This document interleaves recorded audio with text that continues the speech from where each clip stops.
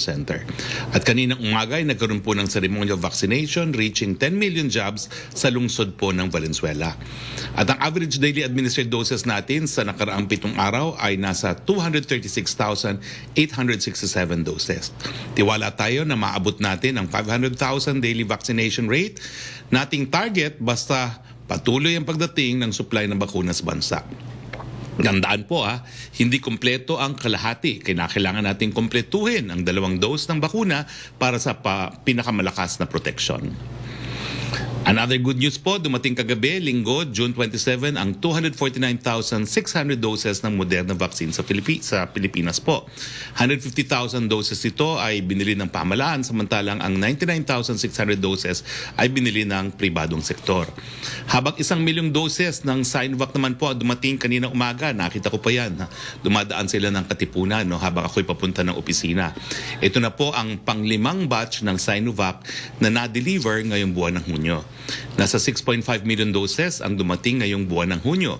So total, nasa 12 million doses ang Sinovac vaccine na ang dumating sa bansa. Sa ngayon, may 5 COVID-19 vaccine brand na ang nasa ating supply inventory. Ito po ang Sinovac, ang AstraZeneca, ang Sputnik V, ang Pfizer at ang Moderna. Nasa mahigit 17 milyon or 17,455,470 na po ang dumating na bakuna at COVID-19 update naman po tayo. Ito ang ranking ng Pilipinas sa mundo ayon sa Johns Hopkins. Nananatiling number 24 po tayo pagdating sa total cases. Bumaba naman po tayo sa ranking. Naging number 27 tayo sa active cases. Dati po 24 din tayo. Number 131 po tayo sa cases per 100,000. At nasa number 90 po tayo sa case fatality rate na nananatiling 1.7%. Mayroon tayo pong 6,096 na mga bagong kaso ayon sa June 27, 2021 datos ng DOH. Nagpapasalamat po kami muli sa ating mga medical frontliners. At napakataas na pa rin po ng ating recovery rate. Ito po ay nasa 94.5%. Nasa 1,321,050 na po ang bilang ng mga nag-recover. Samantala, malungkot namin binabalita na nasa 24,372 na po ang binawian ng buhay. Nakikiramay po kami sa mga naulila. Puntahan naman po natin ang kalagayan ng ating mga ospital. Sa National Capital Region po, 45% po ang utilized na ICU beds, 39% po ang ginagamit na isolation beds, 32% po ang nagagamit na ward beds, at 32% po ang nagagamit na ventilators.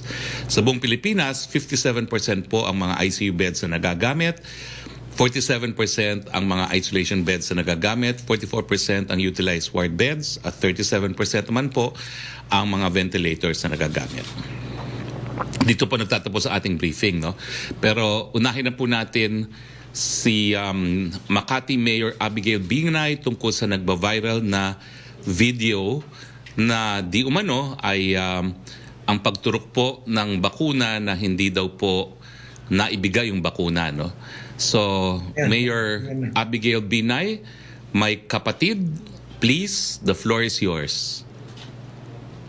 Magandang hapon po sa inyong lahat. We acknowledge the video.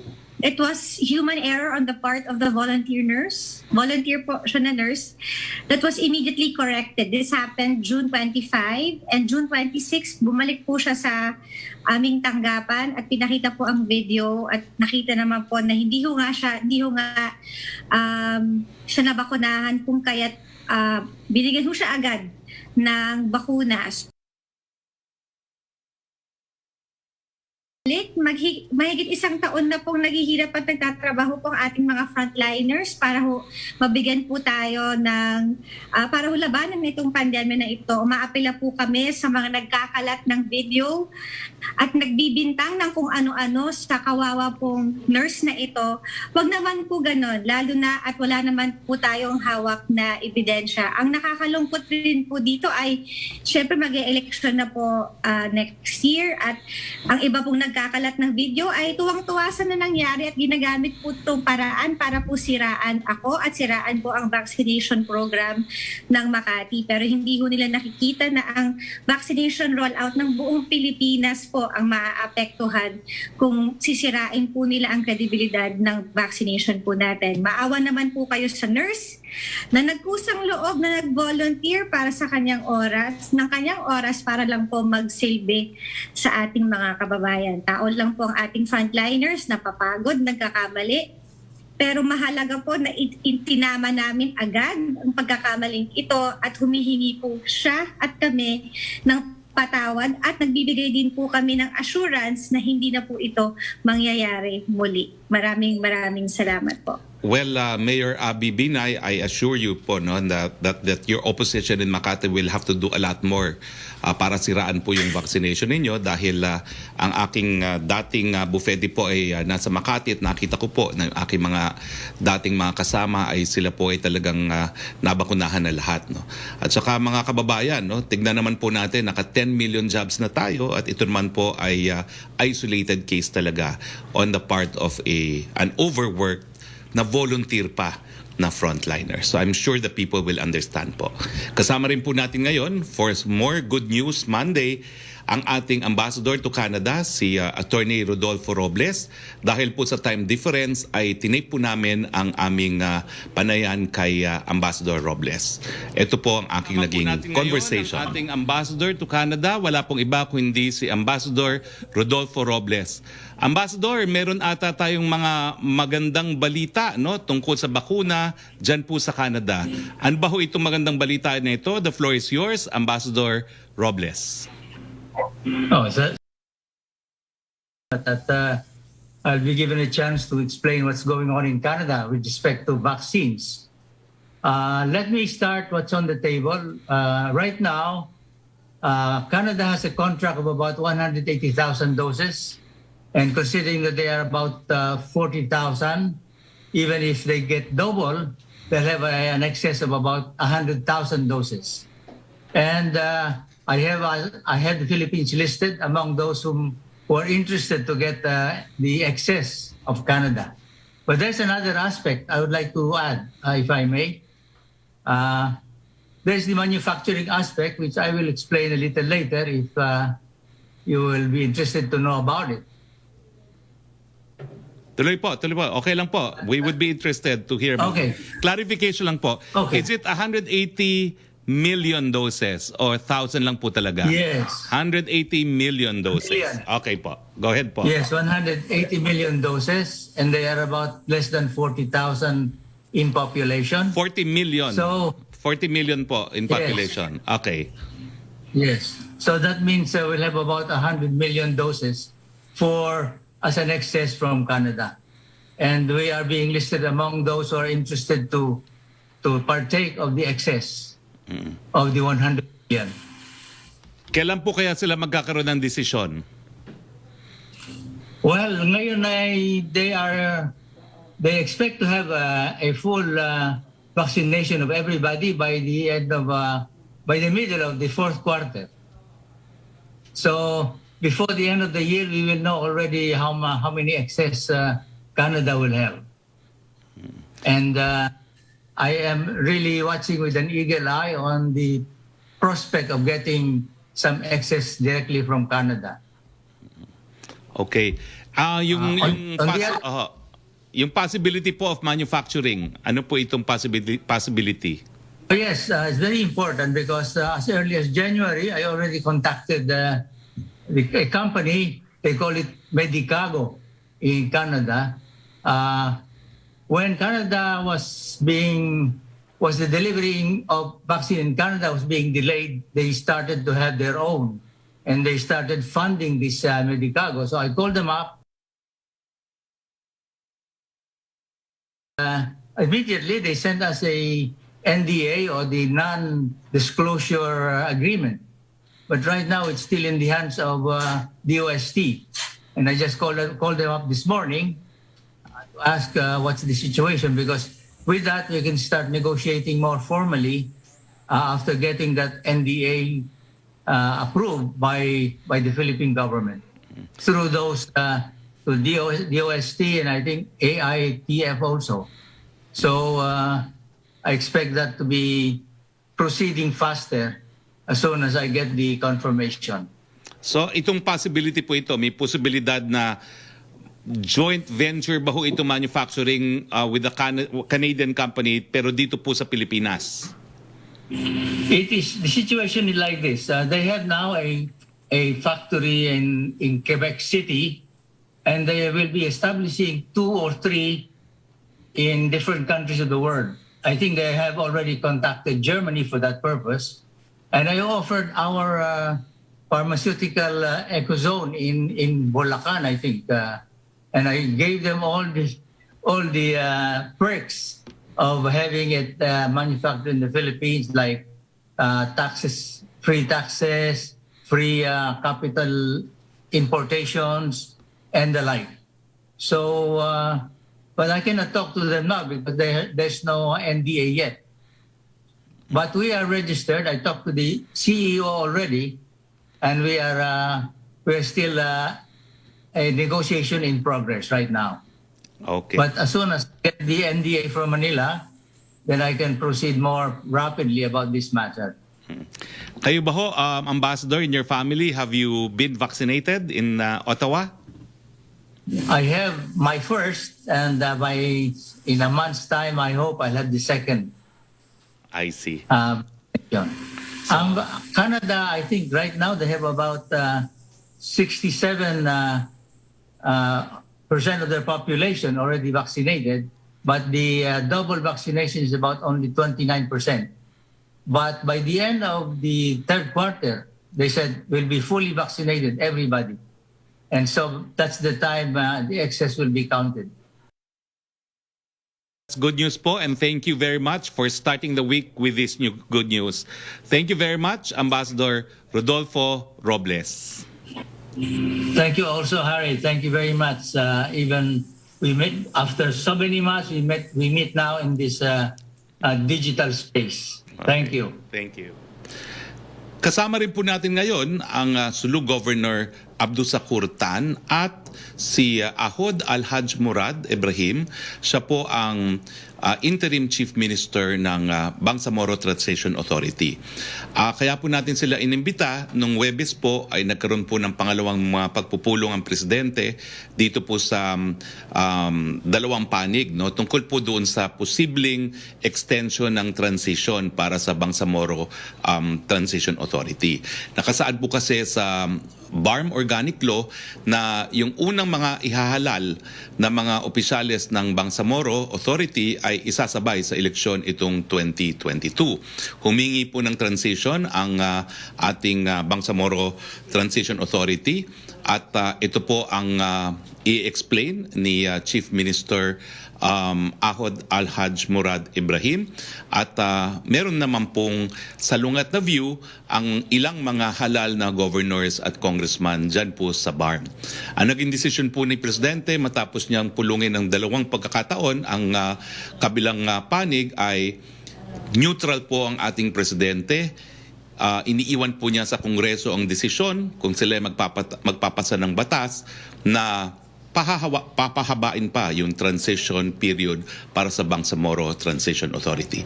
So unahin na po natin siguro Chief Minister Al-Haj Murad Ibrahim, bakit niyo po hinihingi sa Kongreso na mapahaba pa yung transition period ng 3 pang taon? The floor is yours, Chief Minister Al-Haj Murad Ibrahim. Sige. Sir, narinig ba niya tayo? Wala? Uy, ba't di narinig? Chief Minister? Well, anyway, kung hindi po naririnig pa tayo ni Chief Minister Ibrahim, puntahan po muna natin si Governor Abdussakur M. Tan.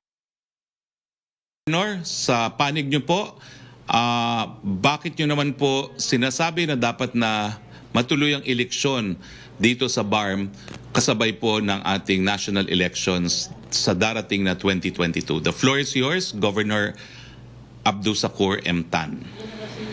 Si Bob? Bakit wala? Nawala kayo.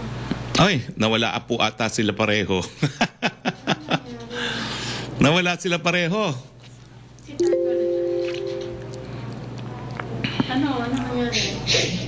Okay. Sir, inaayos pala yung sa Zoom, sir. Pag yung sa tracking ka na pala. Okay, habang inaayos po ang Zoom para kay Chief Minister at kay Governor Tan, simulan po muna natin ang ating open forum. Yusek Roque, please.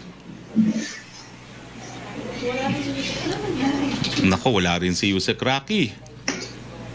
Sir, magkakaroon na yung question. Okay, ang tanong po ni Laila Salaveria na Inquirer, what is now the President's position on the extension of the institutional life of the Bangsamoro Transition Authority after the meeting in Malacanang last week? What consensus, if any, was reached with Congress and BARM leaders? Gaya po ng aking sinabi, ang Presidente po decided to become neutral and will allow Congress to fully discuss the matter and to decide accordingly, respecting the plenary powers and wisdom of Congress. Ang sabi ko ni Presidente, talaga namang may punto ang parehong panig. Doon sa panig ng deferment o yung pagpapahaba pa ng transition, mahirap nga daw magkaroon ng election po kasi wala pa silang omnibus election code doon sa BARM at wala pa pong batas para sa redistricting, no? Pero sa panig naman na dapat mag-eleksyon, importante magkaroon ng mandato ang lahat ng mga political leaders natin, no, para naman meron silang moral authority to lead.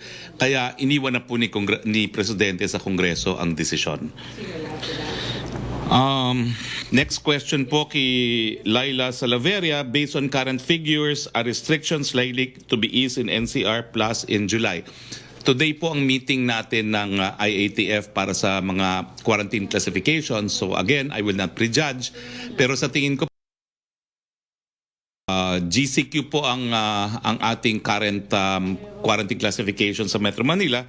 Siguro po mahirap po magbago ng classification as of now. Okay? Meron na ba tayong Zoom? GovTan is ready, I think. Governor Abdusakur Tan, the floor is yours. Ano nangyari? Nako, wala pa rin po. Questions ka na lang. See you. Okay, Yusek Roque, are you ready? Okay, sige. Next. Ano ginawa nyo? Okay, who is on the house now? Is it Rocky? Sino po ito? Pwede. Sir Tan, go Tan. Okay, Governor Abdusakur M. Tan is on the house. Go ahead, Governor.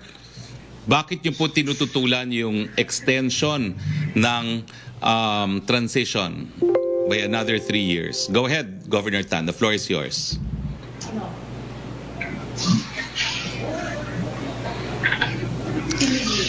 Ano? Siguro po dahil nasa Mindanao sila na medyo liblib ang mga lugar kaya mahirap. Sir, introduce mo the way. Okay. Go Tan. Okay, go ahead, Governor Abdusakur M. Tan of the province of Sulu. Ano? Meron? Yes, sir. Yeah, thank you po. Magandang tanghali po. Magandang Wala tapahan po kami narinig kanina. Okay po, okay. Go ahead po. Explain po bakit niyo po tinututulan ang deferment of election sa BARM by another 3 years. The floor is yours. Okay. Thank you very much po, Secretary Harry Roque. Actually, tinututulan natin yan dahil yan po ang batas. Ang batas ay nagsasabi that the elections or the BTA, the term of the BTA would only be 3 years. And that 3 years would end in 2022.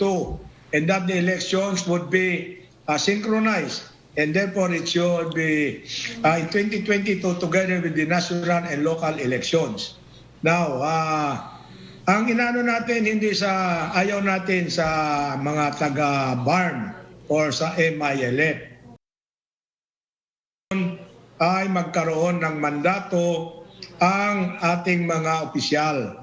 Dahil sinasabi natin ay doon kay Presidente na it would be very awkward na for the BARM officials to be governing without any mandate, and maybe requesting us or ordering us to assist them. And kami, nasa local government, we have our mandate.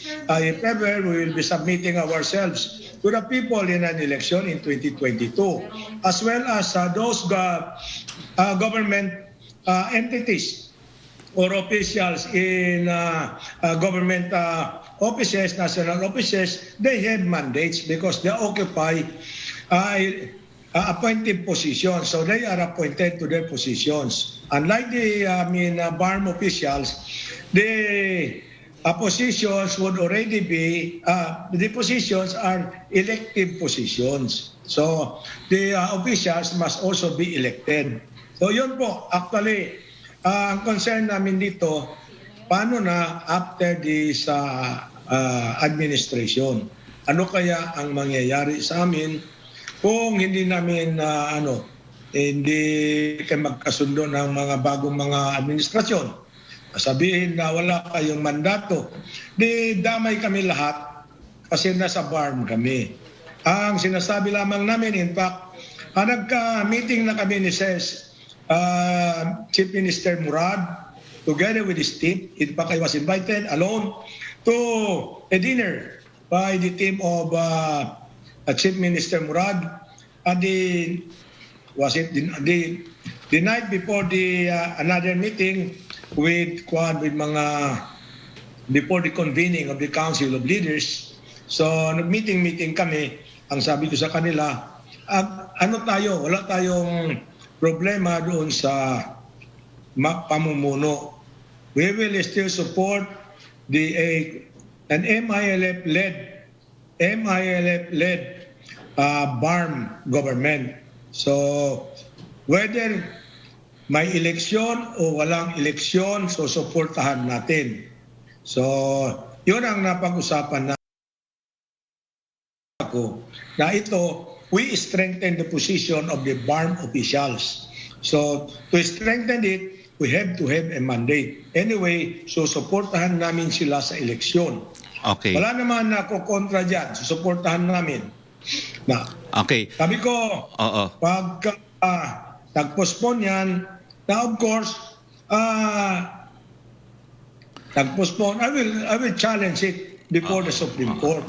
Kasi mas gusto ko na magka-eleksyon tayo para malakas at matibay ang pamumuno ng ating mga BARM officials. Okay. Maraming salamat, Governor. Because of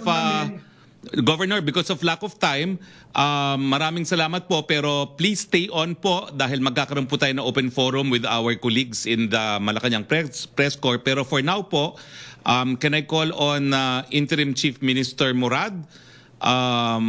Chief Minister Murad, sa kabilang panig naman po, bakit po sa tingin ninyo justified na i-extend yung transition period ng BARM for another 3 years? The floor is yours, Chief Minister Murad. Yes, good morning, sir, and good morning to everybody in Zoom. So, I'll be very, very brief in my direct to the point. We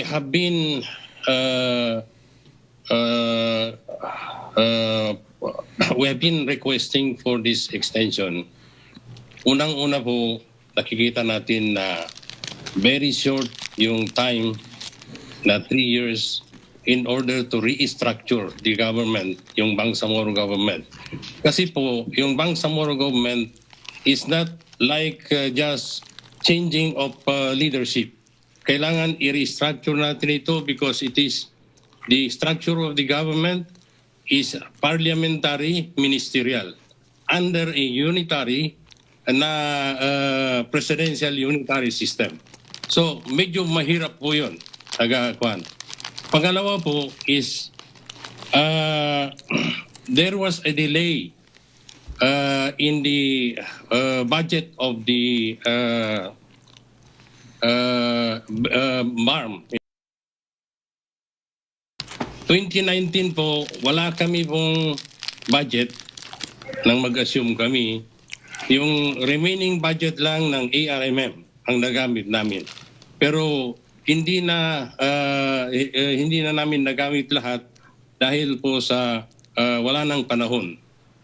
2020 lang nagkaroon kami ng budget. So itong 2020, just 3 months after 2020, nagsimula na yung COVID-19 na pandemic. So instead of focusing on our task in the governance, and also kasi dalawa pong track itong naka-assign sa atin sa BTA. One is the political track, which is the setting up of the government, and then the other is the normalization track, which is the normalization of the situation in the area. So nalihis po yung ating attention sa pandemic. So marami tayong hindi nagawa na task natin. So kaya nga after 2020, nakita namin na talagang kulang yung wala na kaming time in order to implement yung iba pang mga task. So we requested an audience with the President. Nag-audience po kami sa kanya. And then sinabi namin na we are requesting for extension. Kasi hindi namin makaya because around 1 year ang nawala sa amin. So for the 3 years term, nakikita namin na very short pa rin yun in order to implement all the tasks of the BTA. So kaya ito ngayon ang na gusto namin na ma-extend. In the first meeting with the President, talagang he expressed his very strong support. Sinabi niya sa amin, 100% na supportado ko kayo dyan dahil alam ko na 3 years.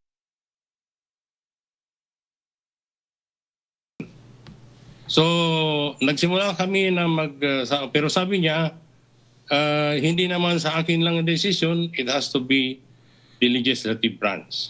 So, kaya we engage the Senate, we engage po yung Congress. So, after engaging, yun na nga, nagkaroon ng na mayroong mga lumabas na dissenter, ayaw dun sa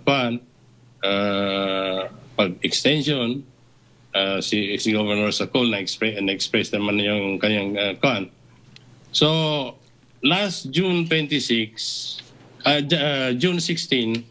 nagkaroon kami ng meeting. Ito yung last meeting before the June 24 na meeting with the President. Kasama rin ho yung mga governor at saka yung mga cabinet members. So, itong June 16 na meeting, the President instructed us to convene the Council of Leaders. Para sabi niya, gusto ko yung magkasundo-sundo kayo. Hindi ko gusto sabi niya na yung mayroon ayaw, mayroon I want everybody to na magkasundo kayo. So, we convened the Council of Leaders meeting in June 23, yan po sa Grand Hyatt Ballroom sa Manila. Yes. So, physically present ay 11 po. 8 at 3 po ang naka-Zoom. Ang umaten po is si Governor Amintal Bombit Anjong ng Lanao del Sur, si Governor Abdul Sakurtan, nag-attend po rin, si Governor Ismail Mang Sali ng Tawi-Tawi, si Governor Hajiman Ataman Saliman ng Basilan, si Congressman Yasir Balindong, at si sa BARM po, ako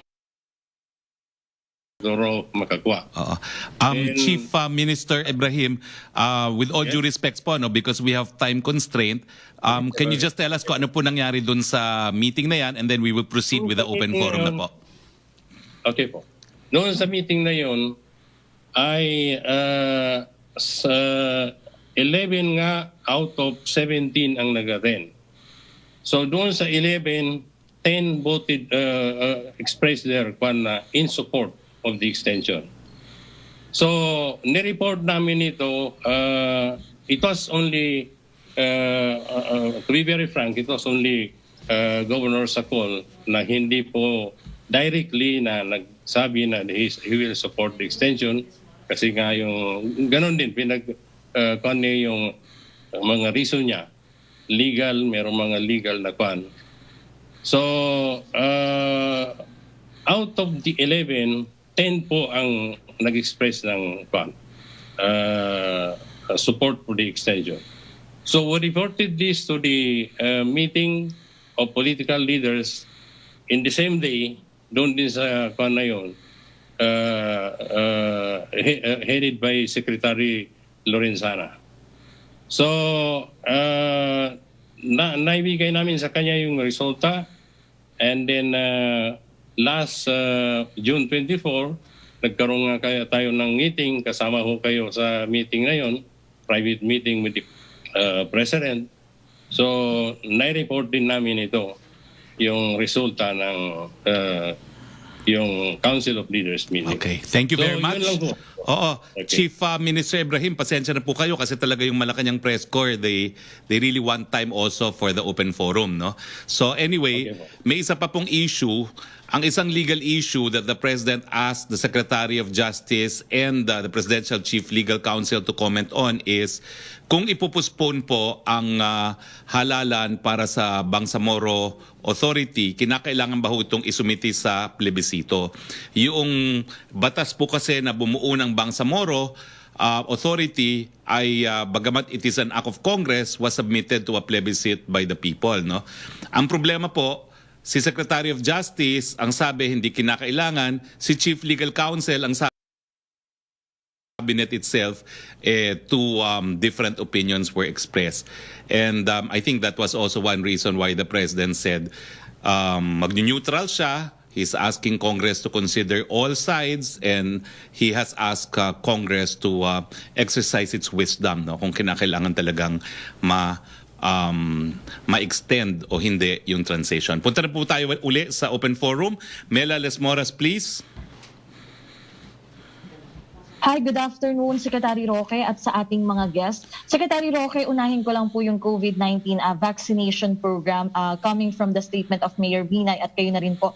Secretary Roque, tanong ko lang din po, kasabay nga ng mga bagong supply na dumating sa bansa, paano po yung magiging distribution nito? At idagdag ko na lang din, para lang din assurance sa ating mga kababayan, paano po natin ine-ensure na hanggang nga sa pagtuturok ng bakuna ay talagang pinaghandaan at talagang safe and effective na maituturok yung bakuna sa ating mga kababayan? Well, lahat po talaga ng ating mga bakunang binibigay sa ating taong bayan ngayon ay dumaan sa masusing pag-aaral sa Philippine FDA at saka po sa WHO, kung saan meron po silang tinatawag na emergency use list, no? So wala pong ibibigay sa inyo na hindi epektibo at hindi po ligtas. Now, yung mga bagong dumating po, meron na po tayong tinatawag na NCR plus 8 plus 10, no? So bibigyan po natin ng karagdagang bakuna yung mga lugar nito dahil nga po importante na mabigyan sila na mas marami dahil nagkakaroon po sila ng surges. Pero mahigit kumulang, kalahati lang po yung ina-allocate natin dyan at yung kalahati will still go to the rest of the Philippines, no? Sa ngayon po, meron na tayong 17,445,470 doses of vaccines na dumating na po dito sa Pilipinas. Opo. And I understand, Secretary Roque, kanina nabanggit niyo na rin po yung issue ng quarantine nung nawala po yung sa Zoom. Secretary Roque, tatanong ko lang po, may public, yung sinabi niyo pong IATF meeting, may public address po ba si Pangulong Duterte mamaya? At ibig sabihin po ba mamaya na maya anunsyo yung bagong quarantine classifications for July? This is the first time po kasi na i-discuss to ng IATF. May panahon pa naman kasi baka magkaroon po ng second talk to the people pa. Hindi po sigurado, no? Pero baka magkaroon pa ng second talk of the people within the week. No? So, talking about the quarantine classification, magkakaroon po yan ng opportunity for the local government units to appeal before the recommendations become final to the President. Opo. So sir, sorry, may talk to the people ngayon pero meron Meron po. pang second for the quarantine. Tama po, sir? Meron pong talk to the people today but I'm not certain kung ma-announce na yung quarantine classification kasi yung initial meeting namin on quarantine classification mamaya pa lang po. So whatever the recommendations may be mamaya, subject to appeal pa po yan ng mga LGUs. Opo. And for my final question, Secretary Roque, kasi nabanggit nga rin natin kanina na posibleng GCQ pa rin. Pero ang issue rin po kasi GCQ with some restrictions pa rin po dito sa Metro Manila. May chance kaya na maging ordinary GCQ na, at ang tanong lang po ng maraming nanay at tatay, yung mga bata po kaya na sobrang naiinip na yung iba na lulungkot yung mga bata na nasa bahay, may chance din kaya na magluwag na rin para sa mga bata, sa mga teenagers, specifically dito sa Well, NCR. ang possibility po, tinatanong mo kung may chance kung magiging regular GCQ, I would say may chance po yan, pero antayin na lang po natin ng anunsyo. Sa mga bata, manatili pong homeliners pa rin tayo dahil hindi pa po tayo nagbabakuna ng mga kabataan and we want to keep them safe together with the seniors. So yung mga seniors po na hindi pa rin bakunado, homeliners pa rin po tayo. Okay, thank you so much po, Secretary Roque, at sa ating mga panauhin. Thank you, Mela. Punta tayo kay Yusek Rocky now. Yes, good afternoon, Secretary Roque, at good afternoon din po sa ating mga bisita. From Chris Jose of Remate Online, suportado ba ng Malacanang ang drive-thru vaccination project ni Vice President Leni? Makakatulong kaya ito para makamit ang population protection bago matapos ang taon? May nakikita bang risk ang gobyerno sa proyektong ito? Well, unahin ko lang po, no, nung inanunsyo po ng Imus Cavite yung kanilang kauna-unahang drive-thru vaccination, sinuportahan po yan ng ating presidente kasi ang bakuna naman ay binili po ng gobyerno ng Pilipinas, administrasyon ni Presidente Duterte, at saka yung method ng pagbibigay, yung drive-thru, talaga naman po makakatulong to para mas maraming mabakunahan. So hindi po nagbabagong posisyon ng presidente dahil ito po isang pamamaraan na mapabigay sa ating kababayan yung bakuna na procured by the Duterte administration. We welcome of course this initiative after the initiative of Imus. At lilinawin ko rin po, sabi po ng Imus ay hindi lang po sa Imus sector with Robinsons, no? So ang sabi po ng Robinsons at saka ng Imus, matapos po ang Imus, they have tapped also local governments of Bacolod, Iloilo, Tagum City, and Valencia in Bukidnon for future drive-thru initiatives. Lahat po yan, suportado ni Presidente because it is further means of bringing the vaccines to the people. Opo. From Lay Alvis ng GMA News, for Mayor Abby Binay. Wala na po si Mayor Binay. Okay. Ang kasama na lang po natin ay si Chief Minister Murad at saka si Governor Tan. Opo. Question from Celerina Monte, para po kay Chief Minister Murad. In the event that polls push through next year in BARM, will you run for a post? If ever, anong position? Chief Minister, the question is directed to you. Ay, wala pong sound. Baka naka-mute. Okay. Thank you. If there will be election, we will be kasi nga hindi namin natapos yung task, then we will be also running for the position of parliament member. Kasi ang pagbubutuhan lang sa BARM is yung parliament. Ang chief minister po ay, ang boboto po ng chief minister ay yung mga nanalong member ng parliament. So kailangan lang na member ka ng parliament, and then the majority of the member of the parliament will elect who will be the chief minister. So I will still I'm still opting to run for as member of the parliament. Yun po. Thank you, sir. Thank you, Secretary Roque. Yes, punta tayo kay Trish Terada of CNN Philippines, please. Trish? Okay.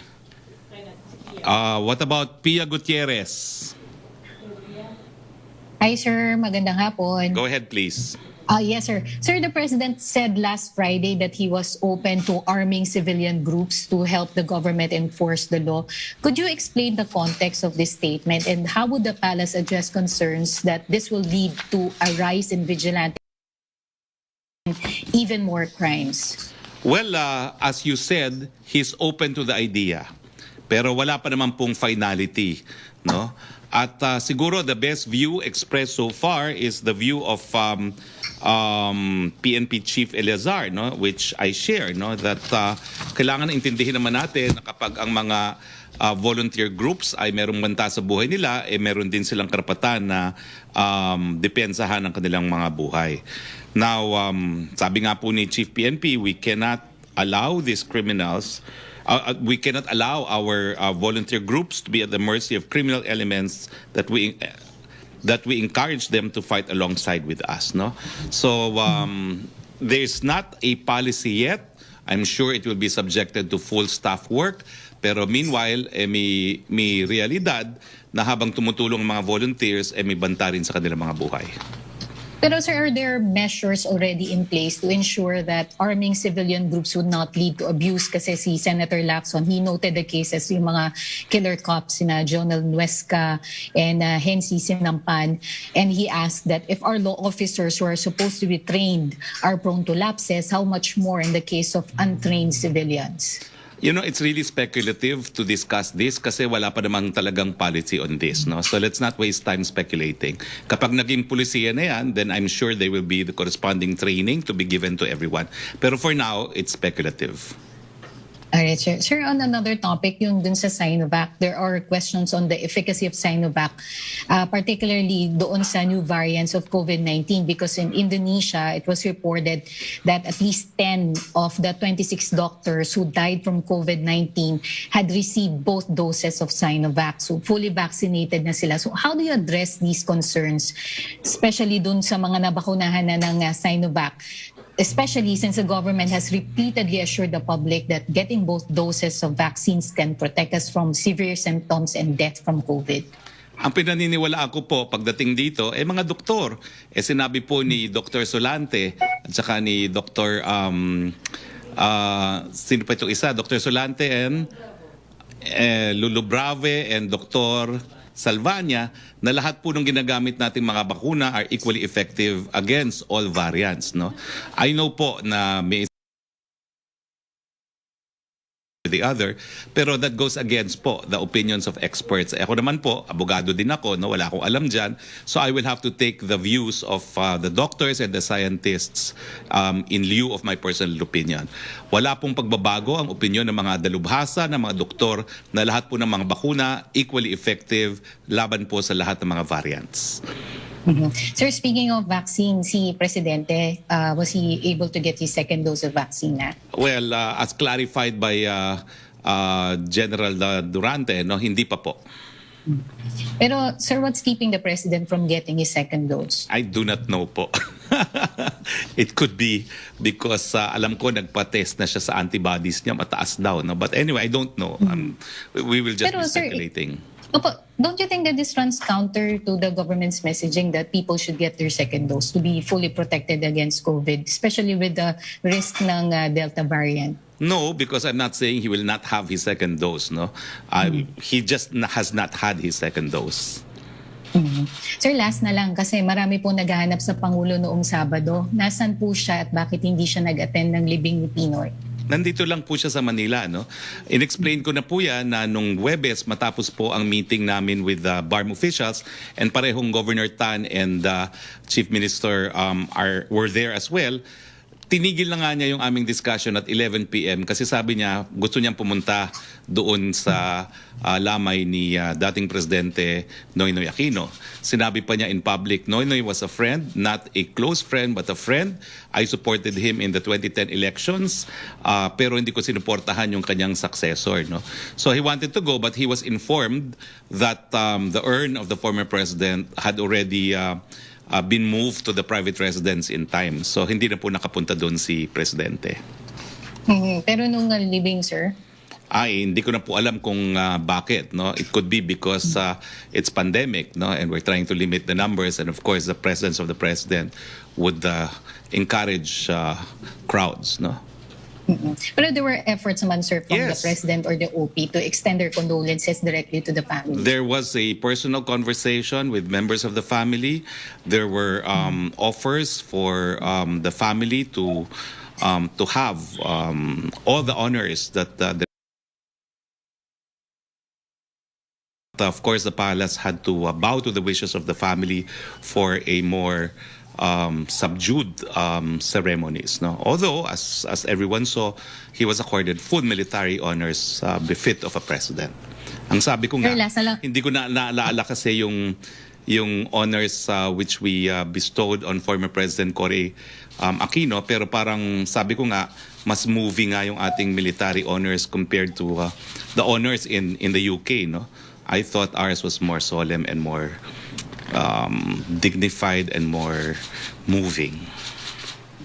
Sir, last na lang phone-in question.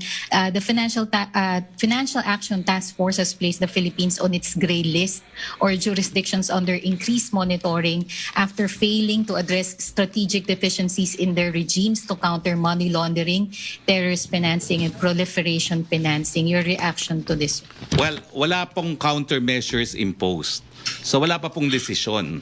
Ibig sabihin lang nito, increased monitoring. No? At tayo naman po ay nangako na ipatutupad yung ating action plan kasama po nung pag-amenda ng passage ng yung anti-money laundering at saka CTF laws, yung enhancement ng ating AMF at CTF supervisory framework, reinforcement of money laundering and terrorism financing investigation and prosecution, and campaigns to increase public awareness. So wala pa pong desisyon. They will monitor our progress. So we have not been put under any negative list. Pareho pa rin po tayo, but they want to see further improvements. Alright, sir. Maraming salamat po. Maraming salamat, Pia. Let's go back to you, Roque, please. Yes, Secretary, hindi po nakapasok sa Zoom si Trish Tarada ng CNN Philippines. So itatanong ko na lang po yung tanong niya. Yung first question po niya, nasagot niyo na. Wait, nandito ata si Trish. Nandito na siya. Trish? Okay. Are you here? Wala na rin daw. Okay, go ahead. Tanong mo na lang. Yung first question niya, nasagot niya na po about this wake ni former President Noynoy Aquino. Second question niya, Vice President Leni Robredo and Senator Ping Lacson said arming civilian and anti-crime groups is dangerous as it is prone to abuses. Has the President thought over his idea of arming the anti-crime volunteer groups? It's an idea. As I said, it is not yet policy. I'm sure. Okay, yung third question po niya, Secretary, ay nasagot niyo na rin about sa Global Money Laundering Watch List, inclusion ng Philippines. Thank you, Secretary. Punta naman tayo kay Melo Acuña. Yeah, good afternoon, Mr. Secretary. Unang tanong po ay para sa inyo. Binanggit po kasi dun sa Financial Action Task Force statement na kailangan paigtingin yung kampanya laban sa terrorism finance. Would we have specific projects or programs to stall whatever financing for terrorist groups in the Philippines? Well, obviously po, yung CPP-NPA na terrorist group, no, meron pa rin pondo. So kinakailangan talaga isarado natin kung saan nanggagaling yung mga pondo nila. So this is also to the benefit of the Republic. And we agree that more efforts have to be exerted para talaga mawalan ng pondo yung mga teroristang yan. Okay. May tatanong po sana ako doon sa dalawang panauhin natin. Go ahead, please. Chief Minister at kay Governor. Go ahead, magandang please. hapon po, Chief Minister and Governor Sakurtan.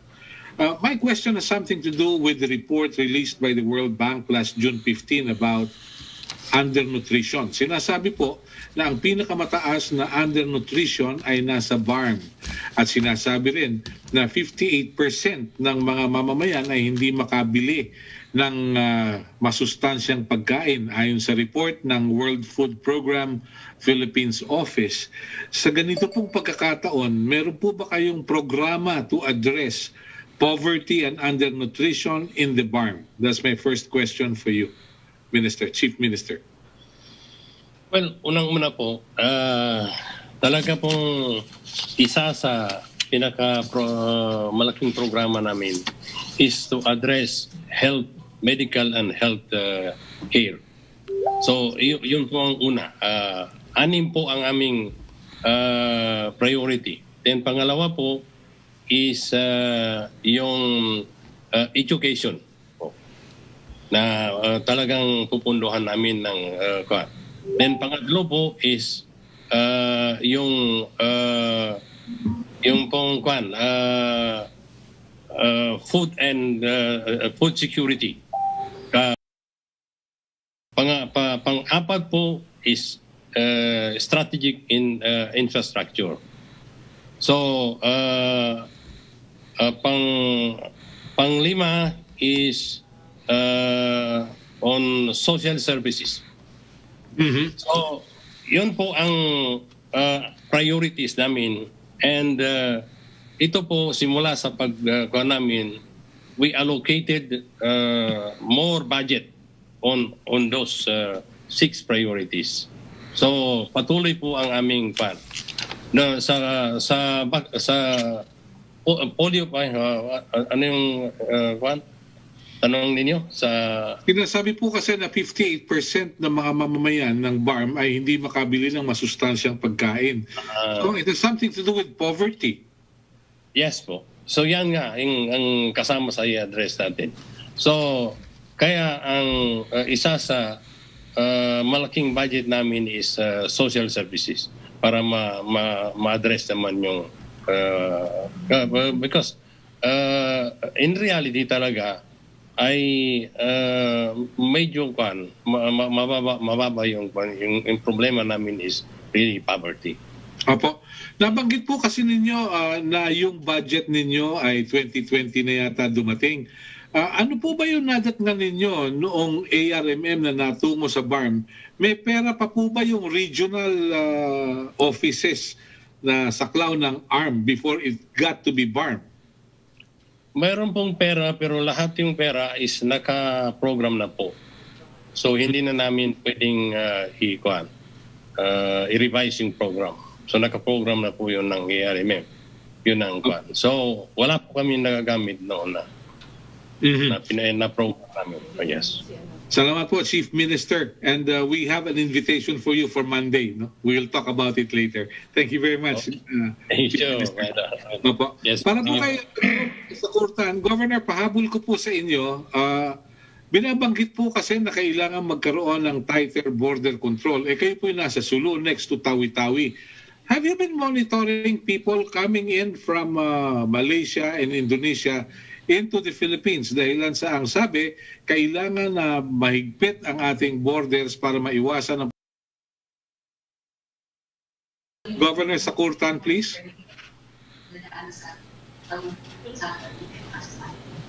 Governor Sakurtan, Please, hope you're still there. pakiulit, Melo. Opo, Governor, Ano ang question nyo? yung border control sa pagitan ng Malaysia, ng Indonesia at ng Pilipinas, kayo po yung nasa Sulu at katabi lang ng Tawi-Tawi. Meron po ba kayong efforts to check on people coming in from the southern backdoor?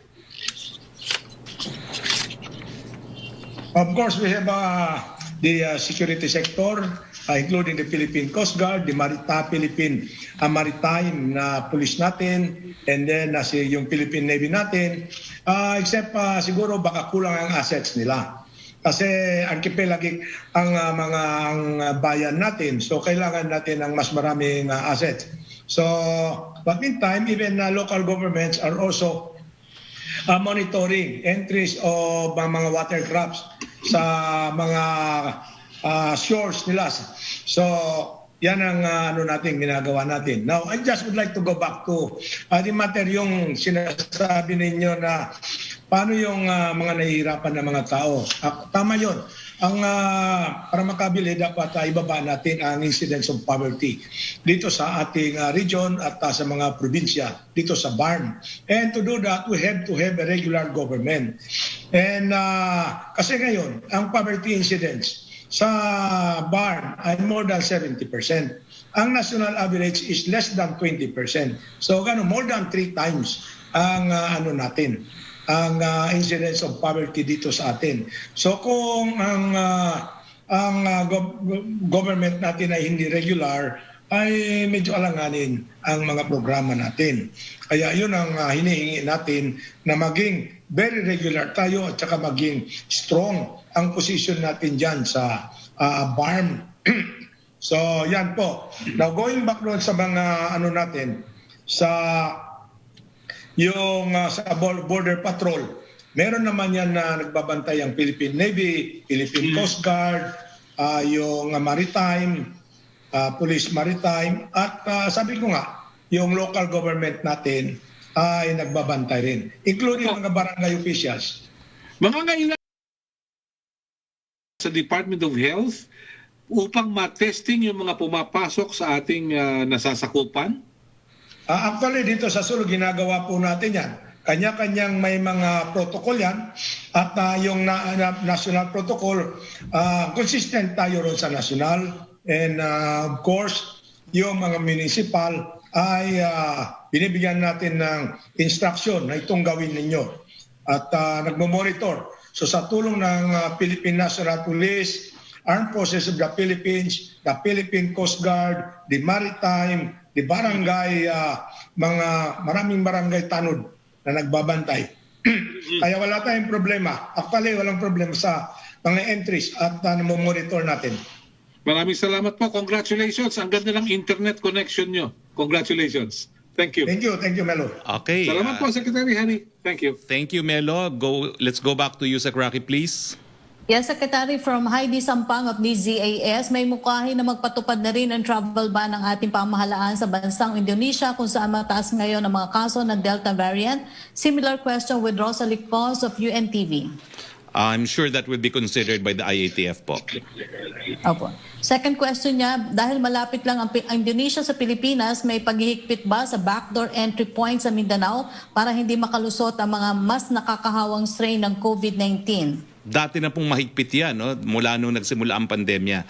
Lahat po ng repatriation ngayon ng mga Pilipino from that area, no? Hindi lang Indonesia, kasama na rin po sa Sabah, have to be organized repatriation po. Opo. Yung third question niya ay, hindi ako sure, Secretary, kung nasagot niyo na kasi po nagloko yung internet, mayroong 12 doctor sa Indonesia na namatay pa rin sa COVID-19 kahit fully vaccinated na sa Sinovac. Sa palagay niyo makakaapekto ito sa lalo sa ating vaccine hesitancy ng ating mga kababayan, lalo na daw po sa Chinese brands ng bakuna? Hindi po, kasi unang-una, ang Sinovac po, aprobado hindi lang ng Philippine FDA, aprobado rin po yan ng WHO. No?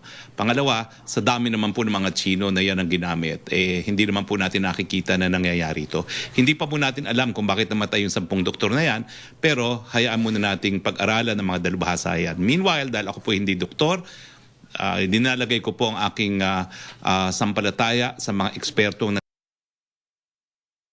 lahat ng binibigay natin ay ligtas at epektibo.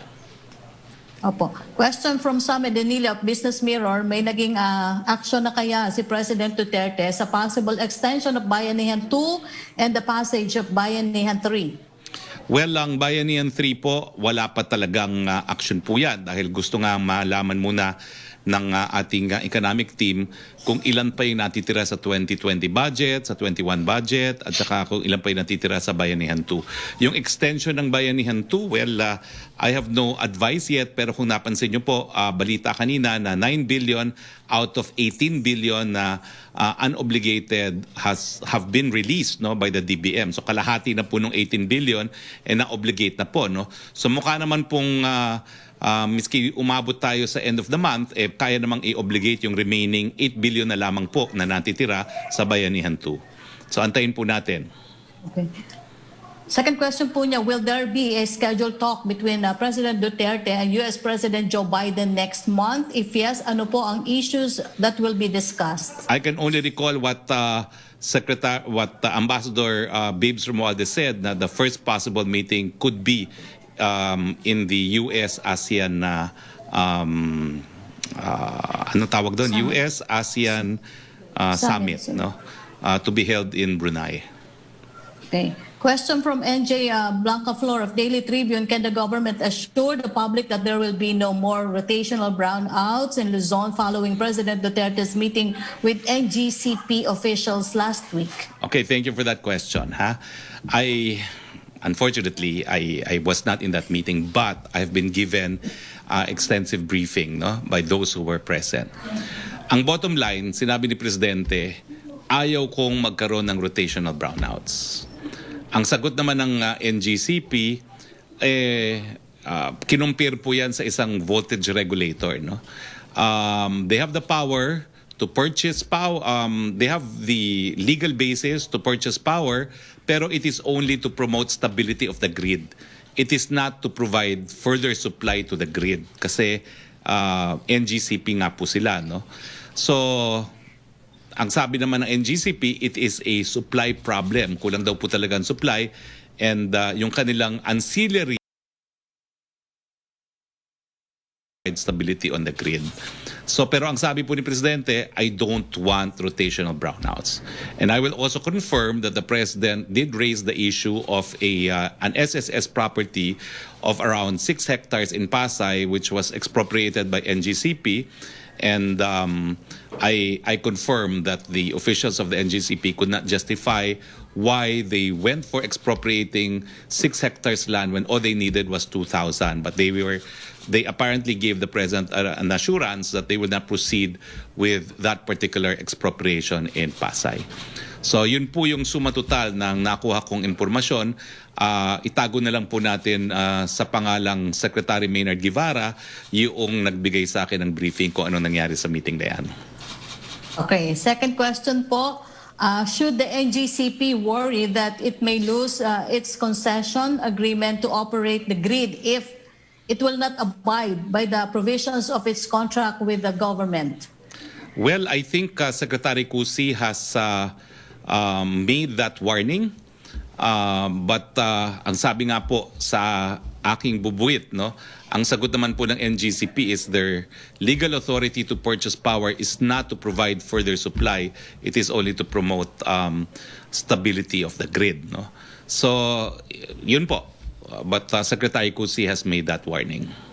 Opo. From John Punsalan of ABS-CBN Online, when President Duterte daw po sent a short message during a convention of the Integrated Bar of the Philippines on Saturday, some NUPL members changed their profile picture with the phrase, "Stop the attacks on lawyers and judges." Ano po ang tanong? Yun lang po yung ano niya. Does the President Anyway, know... Wala pong reaksyon si Presidente. Alam niyo naman, kung kaliligaya ng mga NUPL yun, di hayaan natin, di naging maligaya sila. I don't know what that achieved, but if that made them happy, well and good. Does the President know about this, and how did he react? What do you make of criticism that the administration has supposedly not done enough to stop attacks on judges and lawyers? Well, hindi po alam ni Presidente yan because it was pre-recorded. I feel somehow bad because I was instrumental in providing that message. Request po yan ng IBP President, and I made sure that the President would make this tape. So I feel kind of bad that yung accommodation ng Presidente was met by this kind of action. No? Now, before making the recording, sinabi nga niya na medyo masama ang loob niya sa IBP because of a past incident, pero nonetheless, he proceeded to record a message, no? Because he knows that the IBP is still the association of all lawyers, no? His fellow lawyers. No? So sa akin, well, the President did not know about it. He probably does not care. But I personally feel that since I was instrumental in making that record, hindi ko maintindihan ko ano yung kaligayahan na makukuha ng mga NUPL lawyers na yan. Now, have we addressed the killings of lawyers and judges? Of course we are.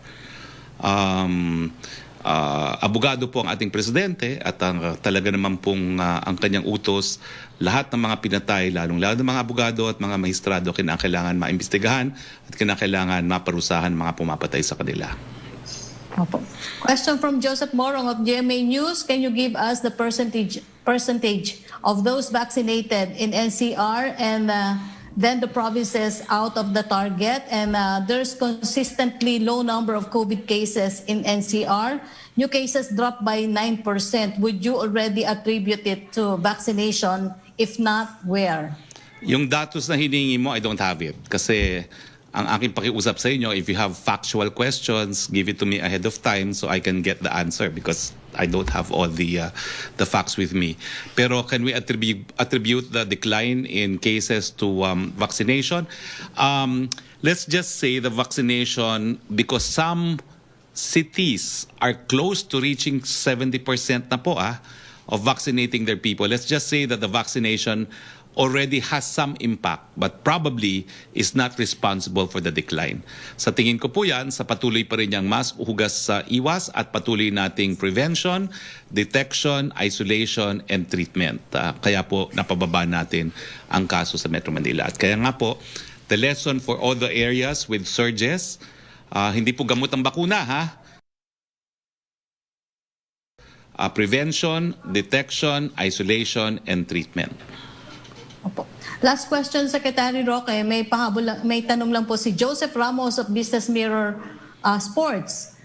Any situation or status about the application of the PBA to open its season 46 this July? Joseph, talaga miss na miss mo lang PBA. Wala. Wala pa po akong balita, but I will inquire for you. Okay.